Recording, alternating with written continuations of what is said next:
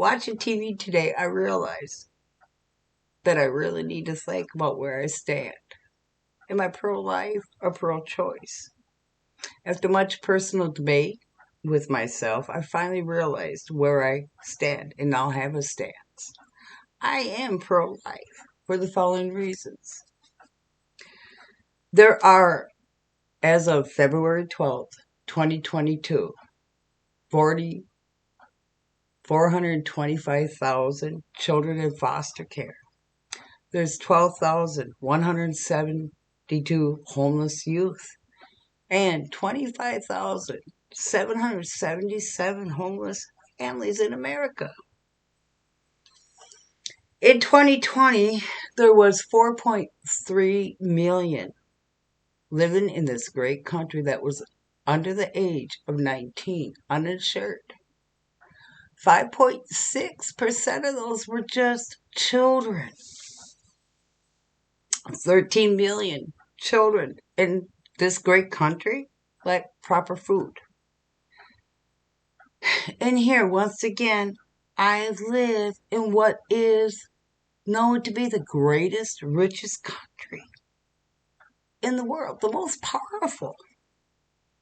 Yet I turn on the TV and my ears are filled with noise. People divided with views written on signs. Protect life. Abortion is murder. Abortion is a crime. Close by on signs, it's our body. Keep abortion legal. I listen to the views stated on these signs, carried by all shapes and sizes, from every walk of life, young and old. And as I watch this country be torn apart, I can't understand why. The pro-life and pro-choice debate that is playing out across this land and now stands before the Supreme Court to decide. Pro-life. Will the Supreme Court give women the right to choose whether it's in her interest and maybe the child's interest that isn't even here yet? Does she have the right to abort that child? And I can't understand why this is happening, because this country does have a constitution. A lot of the views are based on religion. However, in the Constitution of this great country, it states, the Congress shall make no law respecting the established religion. I thought I believed that literally meant a law cannot be passed that is based on religion. This is a country that has separation of church and state, freedom of religion. In 2020, this great country had,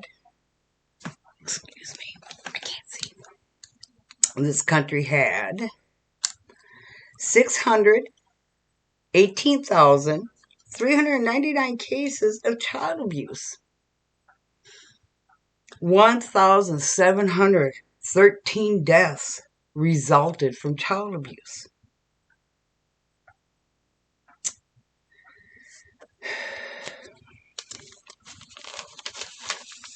Sadly, 136,600 were under the age of a year. I will save the irrelevant, boring breakdown of each age and number of cases. The important point is, I finally came to a logical stance. I am pro-life. However, Maybe not in the way that most are considering one to be pro-life. I am pro-life for those 425,000 children in foster care. Please tell the Supreme Court to keep abortion legal so as not to add more broken children to that stated number of 425,000 children currently in foster care. I am pro-life for the over 12,000 homeless youth, and also because of the 25,777 families.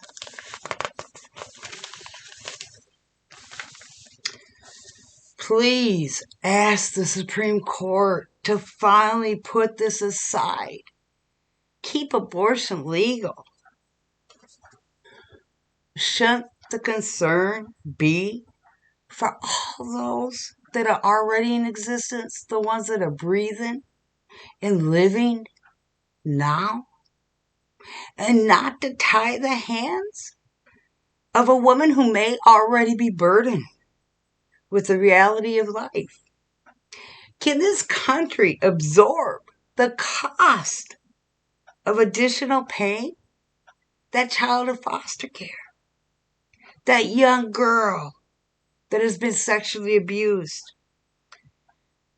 and now will have no options to abort a pregnancy resulting from a relative or a stranger.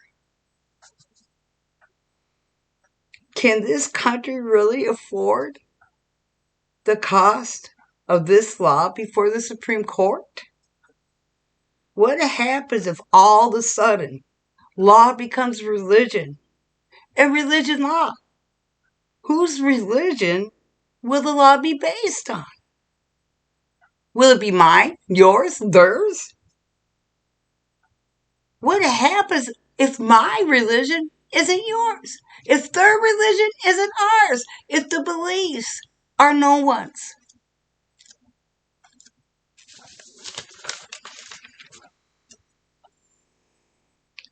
Isn't that why it is written specifically in the Constitution? So we don't have to compromise our personal, sacred beliefs for the sake of law.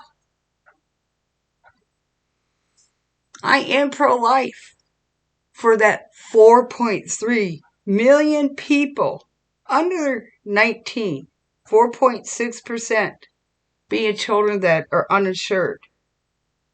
Please, let's not add to the statistics by making abortion illegal.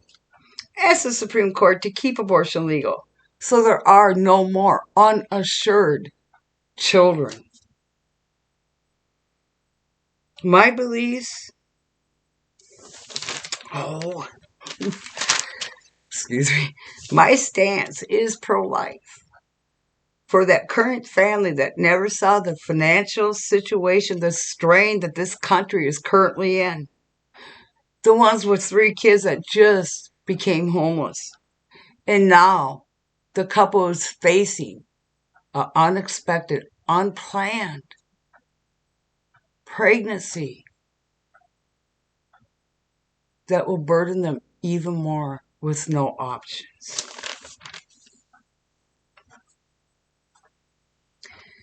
Simply because the court signed a law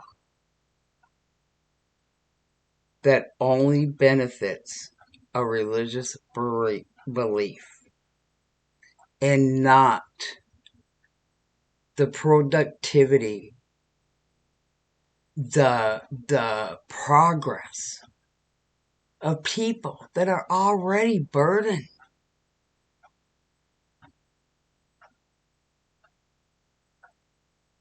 Without concern to the existing realities of life in this country.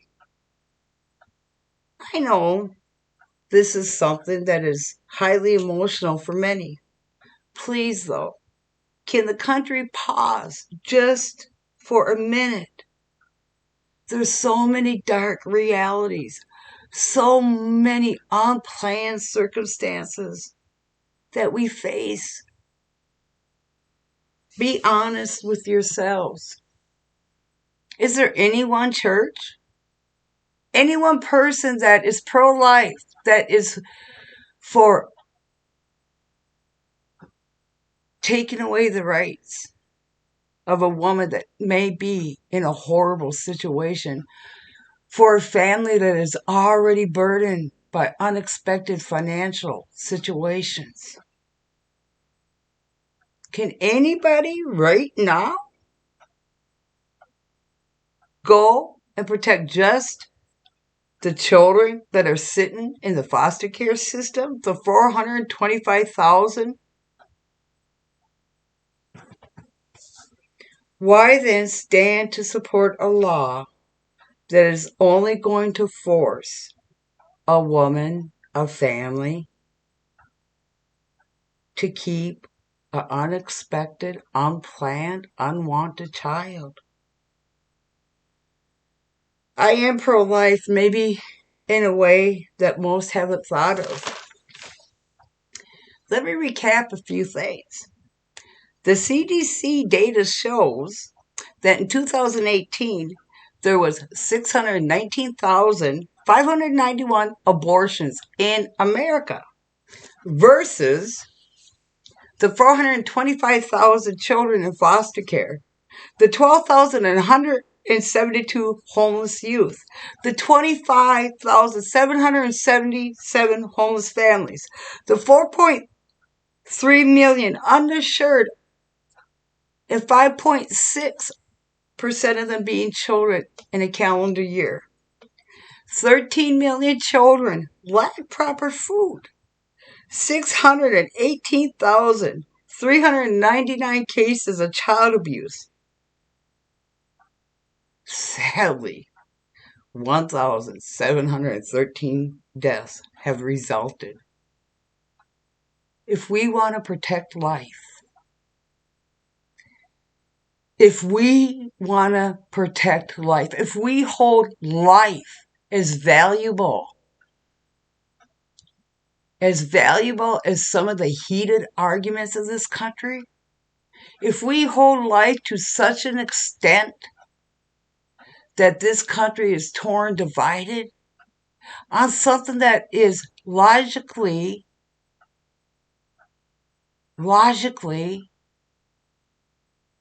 easily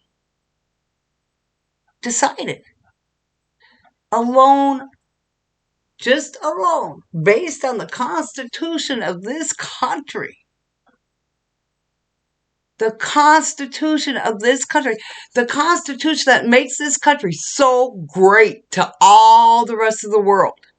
On that one basis alone, that one statement in the Constitution that clearly states no law can be passed based on the religion of the land.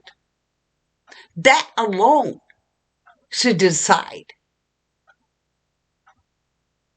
this debate of this country that now sits before the Supreme Court. But once again, if we really value life, if we really want to protect an innocent life, shouldn't people be concerned with the numbers that we currently have? Why do we want to tie the hands when there's already so many children in this country that haven't even had a choice? They have no opportunities. They are sitting hungry, homeless, foster care. Think of the numbers, the reality of the numbers. Before the Supreme Court makes this decision, one that is going to undo the livelihood of many And let me tell you, once people let a law based on religious beliefs, once that first law, once that first combination of religion and state is crossed, what else is going to be taken away? What religion is going to make the laws of this land? Once again, ask Supreme Court to keep abortion legal simply because the debate, one side is on religious beliefs. Can't happen. Look at the numbers. Use your logic. Does it make sense when there's only been 600,000? I'm sorry, I said that wrong. 6,000, 1,900. I said that wrong too, but that's okay. 619,591 abortions in a year. Let me restate that again. 619,591 abortions in the year of 2018. Yet, we have 618,399 cases of child abuse.